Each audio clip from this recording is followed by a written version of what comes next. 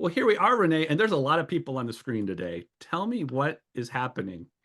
Well, that's fun. If you don't know, I might not know either. But today, Jason, we're going to have some special guests that are your guests, actually. We're going rural today, everybody. We're going to talk all about rural and out of the United States down here, out of the continental US. So it's going to be a really fun conversation about mental health all across rural and big, big spaces. So I'm excited to talk about that. But before we get there, Jason, what is going on the farm today? We're getting into the end of April, beginning of May. What is happening? It's planting season, and do you know that I have to go to Illinois to get 3,000 gallons of a new special fertilizer I've learned about so I can save money on P and K. Do you know what P and K are, Renee? No, what's P and K? This Oh, is a farmer Bridget thing. knows. Bridget, Bridget we'll call knows. on you. What is P and K? Okay, so we're talking about our really basic fertilizers. We're talking about nitrogen is the N, P and K, phosphorus and potassium. And they're the building blocks of plants, especially for corn and soybeans. And I really want to know what the fertilizer is, Jason. You can just Well, message me on the side. I will. So we do liquid when we plant, and so we do Ah, nutrient management all along the growing season. So we could nerd out later. But we have this new liquid product that we don't have to put dry P and K down. It saves us money. So it's going to save us 60% if we put it on. We have a 2x2 precision planting system on our planter. So you would understand these things, right? So we put that in directly. But I've got to go to Illinois to get 3,000 gallons of this, which means a box truck trip to Illinois or taking the straight truck. And the bigger issue is paying $5 a gallon in diesel and getting 4 miles to the gallon the entire way to save money. Not sure we penciled this out. I need to talk to my brother-in-law, and he's a CPA. So I would have thought he would have penciled this out and we're still saving money. But it's the experience of driving to Illinois in a straight truck, bouncing the whole way to get 30,000. I don't even know what it weighs. I'm guessing it weighs more than water, but I didn't look at the weight yet to really know how much we're hauling back. So that's my complaint, Renee. Is that positive or negative? I'm not sure how I took it today. I don't even know what in the world you're talking about. So we have guests today, folks, and I'm not a farmer. And so whenever Jason goes on about these things, I just sit there and go, that's always really, really fun. So yeah, it's going to be a good time for him to have to go over to Illinois. And for those, I'm actually recording from Illinois this time, everyone. So I'm having a great time all by myself in the state of Illinois. So I understand. So today, folks, we have guests. And so instead of me butchering everybody's names and everybody's introductions, well, Bridget, would you introduce yourself first and tell us why you're here and who you are and all good things about you? so my name is Bridgette Readel. I happen to live in North Dakota. And I had the great fortune of coming across my friend Loren here the last couple of years. And both of us work in agriculture. I have a lifelong career in a number of roles, whether it was in crop and weed science, all the way through education, and now in media. And Lauren and I had this conversation about how we worry in regards to our farmers, our rural communities, and their mental health. What can we do about that? Well, why not start a podcast? And that's how we got rolling. I'm a farm kid myself and still have my hands in all sorts of things ag. Cool. Well, Loren, tell us all about you. Excited to meet Awesome. you. Thank you. Yeah, my name's Loren Van Ewyk. I'm the CEO of the National Farmer Mental Health Alliance. So we work with therapists all across Canada and the US as well to train them in agriculture informed therapy. That's just basically ensuring that therapists get the guts of what it is to be a farmer and make sure that the care that's provided resonates with farmers. There's nothing worse than a farmer going in and trying counseling just to spend the time educating the therapist about what they do and, the unique issues that we face. So I am a farmer as well, and I induced a yo yesterday and she had a healthy single lamb. And so we've had triplets and quads. It's been a busy, exciting year on the farm. But it's come with some challenges too. Like in everything, especially in caring for livestock, I had a farmer say to me one time, Lauren, if you want to raise sheep, you have to understand that they wake up in the morning and they think to themselves, how can I die today? And your job is to stop that from happening. So that's my challenge in life is wake up and figure out how I can stop animals from dying, I guess. It's But true, it's particularly true. cheap. It's true. It's so true. So yeah, so Bridget and we've connected now for a couple of years, and she is like my wing woman and I am hers, and we have a lot of fun on our podcast and chatting with folks like you. So I'm really happy. I met Jason a couple months ago. I think it was a couple months ago, Jason, in Nova Scotia. To He tell the really, story of how we got yeah. connected, like, because we're doing a project in Colorado right now and really looking at rural behavioral health, the rural emotional well-being, neighbors connecting with neighbors. And I've been doing research on different trainings, and we ran across a training. I ran across a training you were doing in Nova Scotia, and it was kind of wild. I just emailed you out of the blue and said, "Hey, I'd like to come to your training. I know nothing about you, but this sounds really interesting to me." And we got connected, and I ended up flying to Halifax, Nova Scotia, and it ended up being a blizzard. And so the training actually got moved a day. And so I'm stuck in Halifax. It was a great, great time and a lot of fun. And it was a fantastic training. But I always kind of love that story of I blindly fly to Halifax to catch a training, right? But it's hard to find good rural trainings. And I think that's part of our conversation today is really as we think about rural and the different needs of rural, even just in me doing my research, I had to get out of the United States and go talk to folks. And I know we've both talked to people from the UK who are doing this work. And, I know we have some mutual connections that are, as we kind of talked, we discovered it's hard, right? Training both clinicians and physicians. We do a lot of work in healthcare. And so we think a lot about how are we really looking at this population. And so I really love the work and I love the conversation we're going to have. So, tell us about what anchors you as we think about, our personal experiences, but as we're moving forward and we're thinking about what makes rural communities thrive and how do we get back to that essence that helped them to thrive during these challenging times? Because this is tough times for everybody. Input costs are high, interest rates are high. Rural communities are really struggling right now. Yeah, in rural communities, we see kind of a depopulation going on. So we see fewer people in those smaller communities looking to generate those smaller communities and make them viable. And one of the things that is kind of core to our rural communities is this idea of what we call social capital. And social capital is just our investment in one another and our ability to kind of form committees, so to speak, and work together and then implement some strategies and programs from more elected officials in those. So there's three different categories of capital. But anyway, what we find in rural communities is our social capital is depleting, and that's one of our greatest strengths. And it's one of the reasons why policy really needs to reflect those rural communities and how they implement them.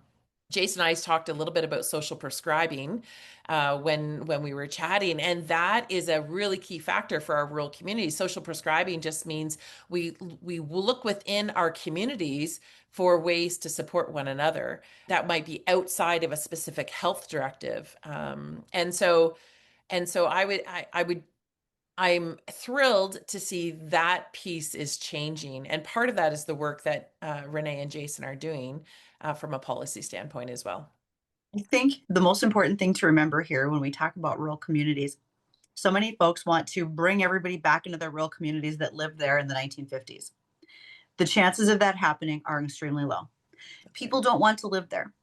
So what Loren said when it comes to social capital is maximizing the people who are already there and supporting in what they do. I think that it is incredibly important that the message of rural areas is finally being heard. For too long, we ignored what was happening. It's the Midwest. Everybody's fine and happy. Let's not give them any extra thought. But we had a time frame late summer of 25 where we had 6 farmers in about a 4-state region die by suicide.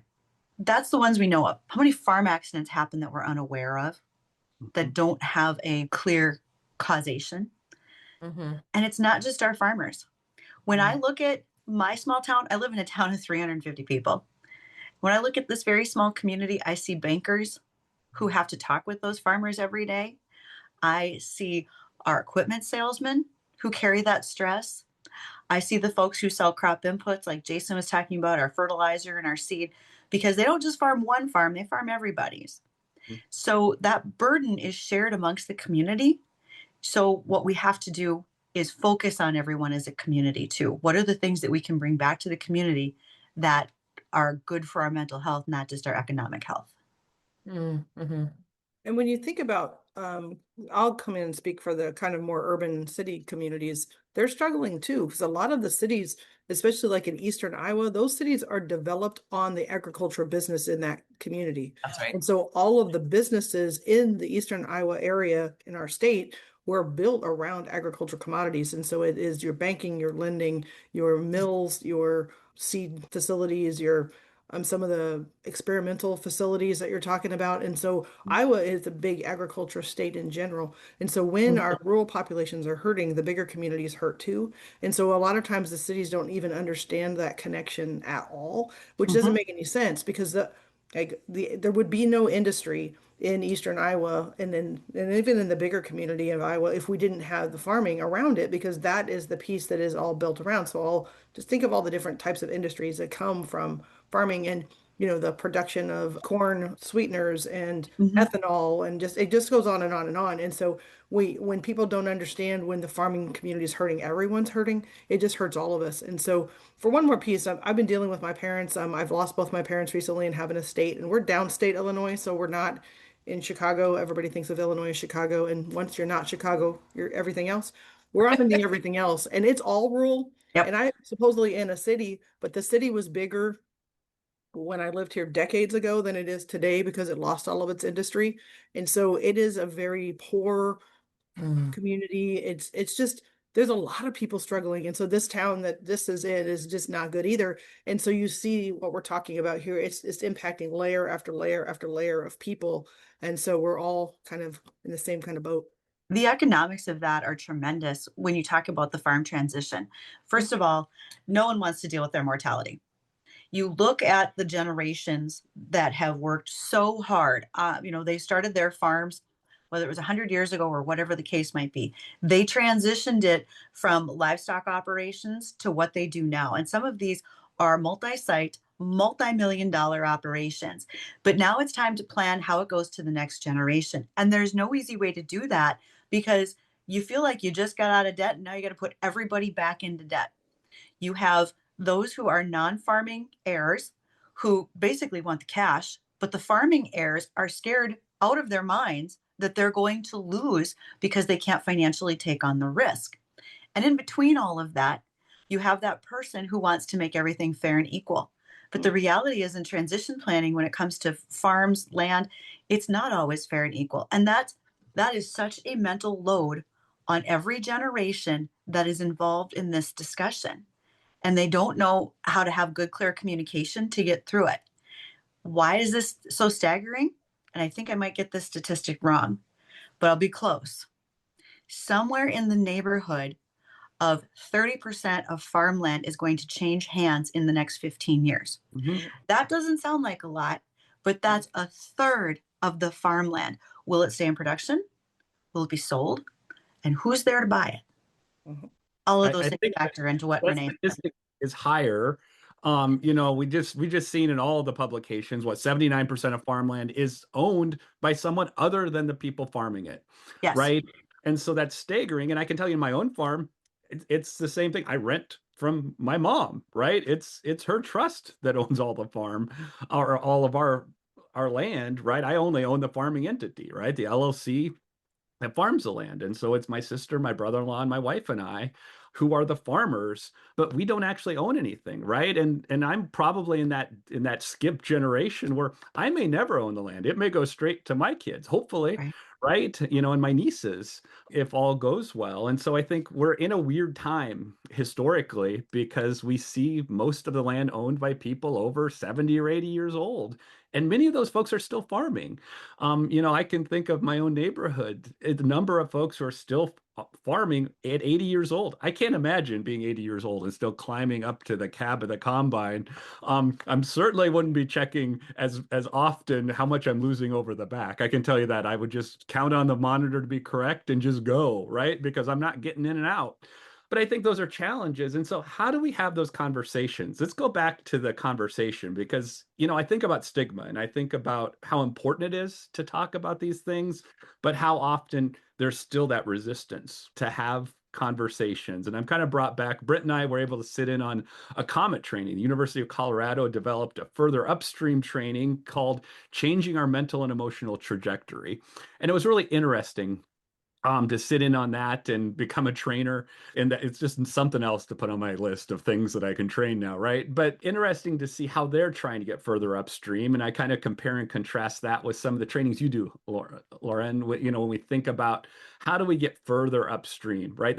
We're saturated with those QPR, mental health first aid, Notice Talk Act. Like I could go through the list of all the acronyms of every major person who's put out a training in the last 10 years that talks about how to ask the question around suicide. But we got to get further upstream and just have some conversation about how do we talk about our feelings and our emotions with other people. And I just love to hear what your slant is on that when we think about 80-year-old farmers who don't necessarily have the vocabulary or don't want to have the vocabulary. I'm not sure. And I might be in that category. I'm not sure. I'm not 80, but I'm probably closer to 80 than not at this point in my life. So tell me, what do you think about that?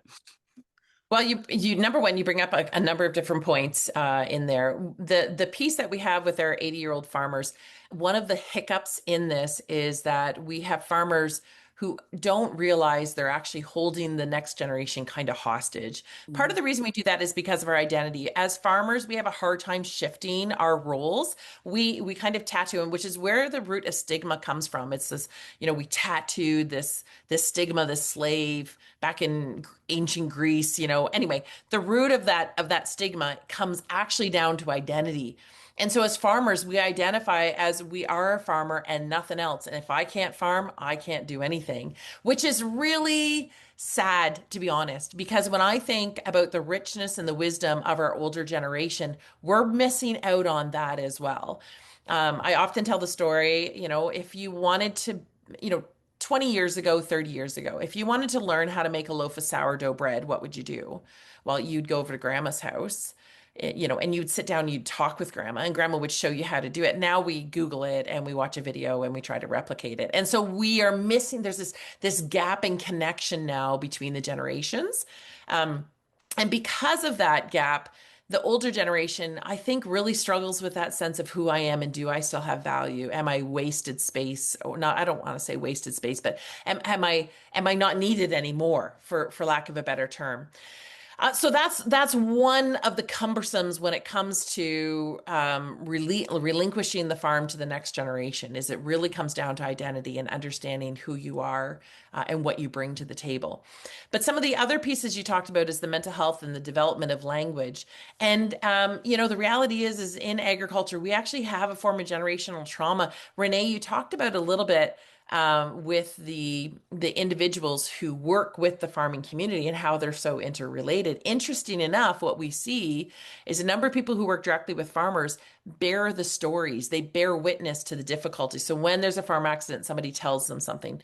For veterinarians, when there's a barn fire, they go out and they see stuff and then they walk away. That's actually a form of what we would call vicarious trauma. And so as story holders, as farmers, we're story holders. And because we've been holding these stories and we don't necessarily have the language to really communicate it or the outlets to talk about it, we've ended up carrying a load that nobody really realized that we're actually carrying. Loren, there's a term you introduced me to, and I can't believe I didn't know this term, but coerced resilience you used in the training. And I was fascinated by that because I've been in the field my entire career and I never thought of that term, coerced resilience and agriculture. Do you want to talk about that for a minute? So honestly, it's a brand new term. Well, good. So I'm not way behind. I don't or know if living I under want a to rock. say I created it, but what we took the understanding of what we see in the population. What we see in the population is, and if you watch videos about farmers, right, you get the job done. It's not a 9 to 5. You wake up and you get your boots back on and you keep going and there's which is true. Like there is a piece of me that kind of is like, woo, yeah, we're farmers. But it's a false sense of security.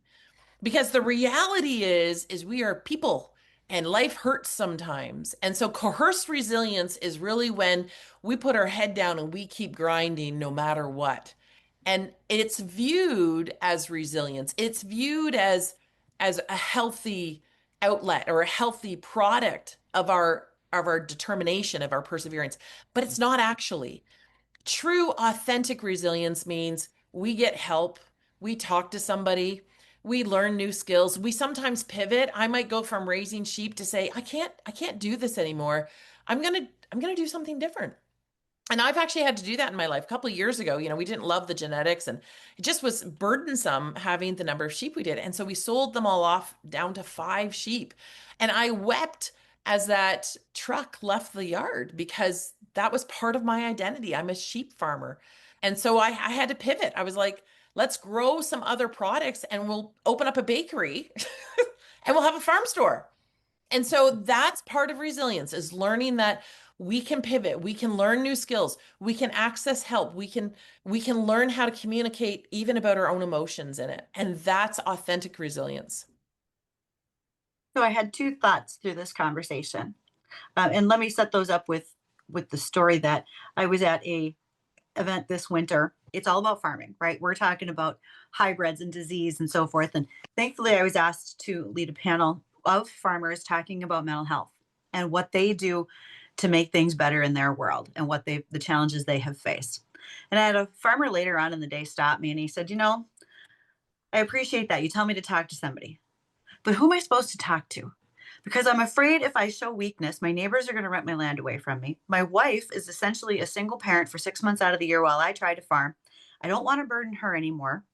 I don't have any siblings that farm with me. My dad's retired. Who do I talk to? And I really only need to talk to somebody about 20 minutes every other month. I just need to get some things off my chest for somebody to listen to. So if we look for solutions, is that where things like the AgriStress hotline out of Missouri come into play, where shouldn't we have a hotline for every state where someone can call, but the people on the receiving end of that phone say smart things like, oh, you're stressed out and things aren't going well right now. I know it's harvest, but how about you take a few days off? Are you kidding me? No, I'm not taking a few days off. We need someone who can respond in that manner. But another tactic that I have witnessed through friends, I've watched their kids identify in themselves concerns about anxiety. And then they sat down and had a little conversation with grandma. They said, Grandma, this is how I am, but sometimes I see how you do this too. Maybe, like Jason said, it's skipping the generation of owning the land, but maybe we're skipping the generations of better communication. Maybe our kids are the portal to helping our parents, our grandparents, and others be better about this. That would really make a lot of sense. So the saddest, we've never met, but the saddest reality of my situation is my dad was a psychologist and didn't have the first clue, just didn't have the first clue. So we're left with a really large estate mess, and for various reasons, and a lot of it's control and all the things that farmers have, and he was not a farmer. My mom had been raised as a sharecropper, and so she raised us sort of anti-farming. So Jason and I are a wild pair because my parents raised me not to farm on purpose, to get an education, to not farm. And so my entire life trajectory was to not farm. And so it's still that. I think what you're talking about is the generational component of that age group that we're talking about, that 80 and over age group. Plus the Midwest has a whole lot of that pull yourself up by the bootstraps kind of thing. And so there's that resiliency that isn't real. It goes across different types of industry. I think it is more of just the type of people, and I don't know if it's our background or just how we're raised, but you can say that same conversation you just had about lots of different people who feel like there's no one to talk to. But it is what I find the most harmful in the agriculture perspective is that therapist. I'm a therapist by trade, and saying to them what you just said, something that doesn't even resonate, isn't even applicable to the farmer, and then just insulting to them, like, oh, well, why don't you just sell it if it's not working? Why do you just, what do you, why would you plant, if the corn is so bad this year, why would you plant again this year? Or any of those terrible things that people say with no understanding of the love of the land, of the generational importance of keeping it for the fifth generation or all of those things. And so that's one of the things Jason's been really talking about is like, how do you do that in a way that is respectful to the folks who have put so much time, energy, and effort into that? So I know, Jason, you talk a lot about working on trying to pass it from generation to generation. Is what they're talking about? Is that what you're seeing? Is there skipping groups of people who are communicating? Well, absolutely. Or the communication isn't happening. I mean, I know that, I do some work and I was just invited to be part of a new thing the Iowa Farm Bureau Federation is trying to do to get more people in rooms talking about succession and getting more families to come together. And I'm excited this year, instead of doing a 2 hour running around the state and, having a 2 hour thing where you get people together, they're doing a 2 day immersive thing where people leave with a succession plan. And there's going to be groups of coaches come in, and I'm going to be one of the coach advisors that are going to sit with families while they do that. And I think those are the types of things that are meaningful, right? It's getting families together with all of the different partners you need, the CPA, the lawyer, the behavioral health folks. Where are all of the barriers in being able to actually figure out what to do? And you got to be able to tackle that. And so I like the structure when you can put people in a room of trusted people, and people trust Farm Bureau, right? So where can I go? And then they are putting together the right team, which I'm really impressed by as well, because they're going to have everyone represented to help these folks at least start to conceptualize what can it look like when grandpa's gone? What can it look like, when dad takes it over? How can we start to introduce technology and the new ways of doing things, right? Because that's the other barrier we see sometimes is, it's sometimes hard. I'm fairly tech savvy and it's hard to keep up. Right. And it's also, I can't afford the new tech. So I've actually have 3 10-year-old iPads I've got to get running so I can be in the cab of my tractor to run the technology I can afford, right? Because I'm 10 years behind. I always love watching the videos of the new John Deere stuff out, and I'm like, wow, maybe in my lifetime I'll get to have that newer version. But it's not going to be anytime soon because my tractor is not in that same era, right? And that's just the realities that we have to think about as we move forward. And so, yeah, it's just so much, right? And so, let's just remember, who are we talking about here today? And we always love to throw a little data in there, but let's remember 20 to 24% of the population in the United States live in a rural area. So we're really looking at that 1 in 5, right? That's our niche. Our focus area isn't on everyone that's in those urban areas. And let's remember that the rural areas cover about 75 to 97% of the total US land mass, right? So we have really, really populated areas and we have really, really rural areas. And it's very similar in Canada as well, right? In Canada, 16 to 18% of the population lives in rural areas. And so it's helpful for us to remember that we're not talking about everyone. We're talking about that 1 in 5. And that 1 in 5 has very different issues and challenges than the folks in urban areas. And when it comes to policy and structure, it's really hard for policy to be written that covers everyone because we really end up with lots of inconsistencies and things that just don't work for either of those populations because there's such a different need. And so that's always what we kind of bump our heads up against. As we have these conversations, I often like to remind people, when I did the COMET training yesterday, the secretary of the Department of Agriculture for the state of Colorado went through the training. And I was really impressed by that, right? Because they're really looking at what can they do differently as a state in having these conversations. And to have the secretary of Agriculture for the state go through a training to become a trainer, that's a big deal. He had a much better background. I think it was actually in the Capitol, or his office is very impressive. I don't know. I need to go visit him. But I don't think it was a fake background. I think it was really the background, right? But I think it's great when we have folks in our government in leadership roles who are saying this is important and this is where we think we can implement these types of things. And so I'm excited that these conversations are gaining steam, right? And it's important that we have conversations to get the message out. It's important, that I know all of us here go speak about this, and you guys have a podcast, right? And so I would love to hear about your podcast and how you get the message out, because I think that's really important. So for us with the Rural Well, again, we were looking for ways to connect with people and not just to tell stories, but to bring solutions. And that's what we pride ourselves on, is when we walk through our episodes, it is hearing the real life experiences that, whether it's our guests or that we learn from others that we can share, but more importantly, what can you actually do that's useful? And I think that's probably the the best place to go for information, right? Anytime you have a problem, you want someone to present you a solution. So, because Loren has a background that's professional in mental health and working with others, I think she probably brings the best part of the solution to this, because she gives us great terms and ideas. I just flounder my way through it and add stuff that I think is helpful. So, we appreciate the fact that folks listen to the Roll Well, because we hope we entertain, but we really, really want to educate.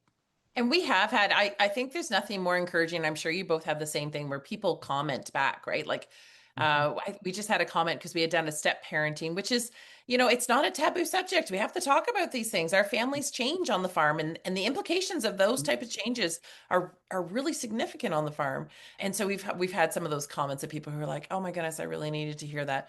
I want to go back just real quick, Renee. You had talked about, I'm pretty sure you had kind of talked about the story of the fifth generation farm and why that's important. That's actually one of the reasons why the National Farmer Mental Health Alliance began. We had a number of, myself and another social worker, we had these situations where farmers were coming to us. I had one farmer. He was losing his fifth generation farm, and he had gone to see a therapist, and the therapist said, look, it's really not that big a deal. Just save up some money and buy another farm. And which was like crazy. I mean, this was a part of his identity. He had taken over the farm. Like, there's some major implications going on. And we had some other stories that just made us realize, okay, we really need to make sure that there's some really sound therapeutic provision for people who have a unique culture. Like, we are culturally unique in how we see things, how we implement change. Our resource network and our support network is very different than what maybe some typical people would be. So that's why we developed agriculture informed therapy training. So if there's a therapist in the US listening, we would invite them to check that out, because that training, it obviously provides the conduit to become one of our therapists and operate underneath our banner. But even more importantly, it equips you to be able to provide ethical, therapeutically aligned care for your clients. And I think that's so important because, as we just talked about, where are therapists trained? In urban areas, right? This isn't part of any of our master's degree programs, our physician programs, R&P programs. We think about medical schools. You don't get this information. And for that 1 in 5, a lot of therapists are missing the mark and doing more harm than they are helping. And so it's really important we really get our professionals to rethink, how do we do this? Yeah. Yeah, and I think about too, when COVID was a blessing in some ways to some things, and one of the biggest is telehealth and the explosion of use, and what that did for rural access is amazing. And so it really frustrates me when policies try to shift, or insurance companies try to shift to take that back, because we've heard stories of folks who could access, from their tractor on the farm and didn't have to stop during planting or harvest to get in for their appointments, to get their medications renewed, or blah, blah, blah. And it's very, very important that we continue to look at those things. And then the connectivity of that being making sure people have that access to broadband or to satellite link up or whatever it takes, so that people can have access, because that's a world that is now opened up for people to get access to good therapy. And then they could get exactly who you're talking about, the trained therapists that are actually trained, because your network then is expanded as who you can see. It's not just the one lady that does it, 3 towns over. And so you get some other options that way, and some specialty that you can hook up to that direction. And so when a lot of times when you're talking to, the urban folks after COVID, they wanted to kind of shrink all this back down. And I'm like, are you guys kidding? I mean, like, that's one of the most important gifts that came out of that whole season, was the connectivity options that we gave to people in rural. And so that's one of the big, big policies that we continue to push on and continue to track, because people are still touching it and messing with it. Now that it's, you're post that season, and what a gift it was for all of us. I mean, to get connected. That connectivity is so vital, Renee, because I want you to think about it this way. It's anonymous. When farmers have to drive into a town to seek help, Absolutely. Everybody recognizes their vehicle. And again, it's not just farmers. It could be my banker, it Mhm. could be my seed dealer, whomever. And everybody sees that vehicle, and there is a sense, which is really probably the most terrible situation. There is that loss of pride, that sense of defeat, that stigma that I have to go talk to someone and ask for help about my head. Mhm. And if they can do that through the connections, like you're saying, with rural broadband, they're getting help. That's what Well, matters. and we all know for farmers, that's even your medical. Nobody wants to get that done either. Jason, we're Yes. trying to make Jason a model for getting his health care accomplished, but he doesn't always like that either. And so, yeah, it's really important. They don't, and sometimes they don't have the time. I mean, they're busy people. So it's like, do you have the time to take off to go so many hours to go get whatever appointment? I mean, it's a legitimate, like logistical issue too, in addition to the pride and the stigma, but it's a thing. And so we just have to consider that is a big solution for folks that we need to continue on that policy to make sure we have access.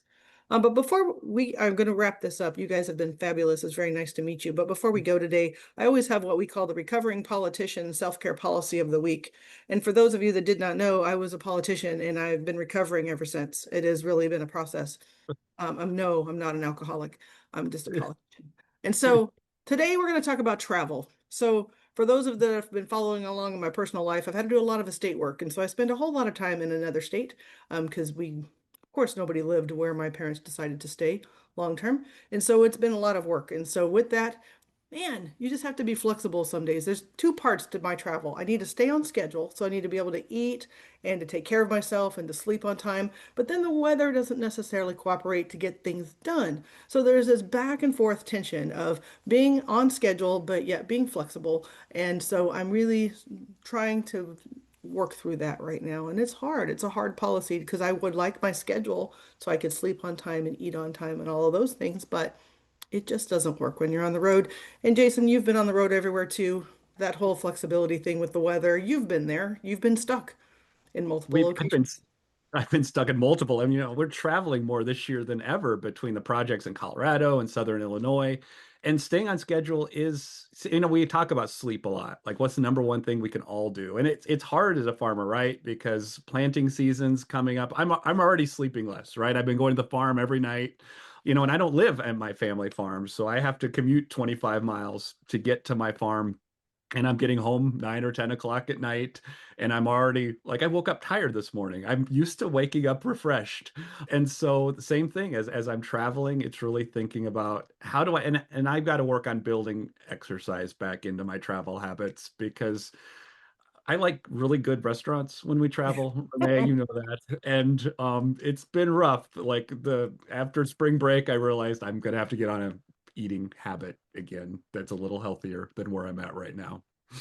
Yeah, well, thanks everybody for joining us today. Today we talked about talked with our new friends from the podcast of the Rural Well. We encourage you, we'll have their information in our show notes so you can connect with them and follow along. It sounds like they too tell great stories of being out on the farm in the rural communities. We'd love to follow. And they're also big advocates of mental health, which is why we brought us all together today. So I want to thank you all for being here. But before you go, please don't forget to follow us on LinkedIn, Facebook, or YouTube. And if you leave us a positive review, we send a prize. Thanks, everybody. We'll see you again.